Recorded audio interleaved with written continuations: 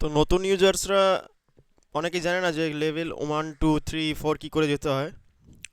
তো সেই লেভেল 1-এ তো শুরুতেই লেভেল 1 হয় ডিপোজিট করলে, লেভেল 2-তে কী করে পৌঁছতে হয়, 3-তে কী করে পৌঁছতে হয়, সেই জন্য আমি তাদেরকে একটা এখানে দেখার উপায় জানাচ্ছি। তো এই যে দেখো, আমি মাই অপশনে আসলাম। প্রথমে মাই অপশনে আসার পরে এখানে দেখো উপরে আমার লেভেল 4 লেখা। তো ওই লেভেল 4 বা লেভেল 1 যাই থাকুক না কেন এখানে ক্লিক করলাম।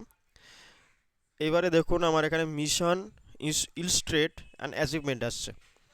তো আমি ইলুস্ট্রেটে ক্লিক করব, এই যে মিডল অপশনটায় ইলুস্ট্রেট। তো ক্লিক করলে আমাকে এটা ক্রোম ব্রাউজারে নিয়ে যাবে।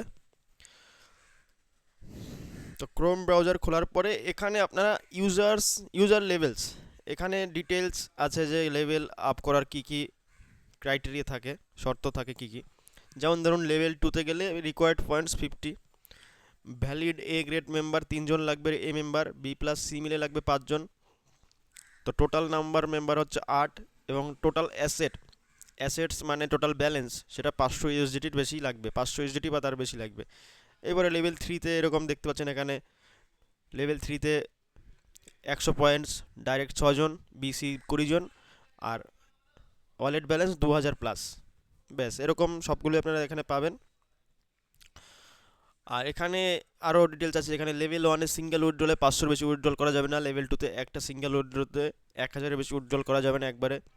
লেভেল 3-তে একটা উইথড্রলে 3000-এর বেশি উইথড্রল বসানো যাবে না। এরকম একটা লিমিটেশন দেওয়া আছে, সেটাও জানতে পারবেন এখান থেকে।